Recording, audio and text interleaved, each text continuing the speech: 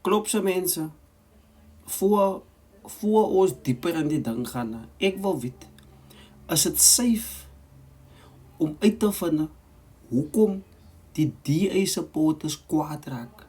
As ek vra, word influencers en content creators, word hulle betaal om video's te post en te sê wat 'n band hulle join die?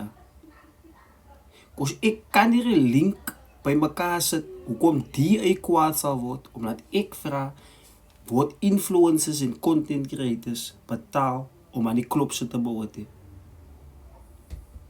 Kos as hy twee kwaad raak van mekaar, dan is dit dieper as wat ons dink dit is. Kos die mense as in die klopse nou, wat sy toch nooit vir hulle gesien in die klopskamer nie. Sy het nie hulle gesien by die beenbreekte sê. Sy het eens geweet, hulle stel belang in klopse nie. Maar hulle is daar en hulle maak het nou om vir jou te laat sien en wat 'n been hulle is. Dus ek gaan weer vra, is het safe om nog 'n video te maak en uit te vind wat is die link tussen politicians en klopse? Ek weet, dat klink baie dangerous.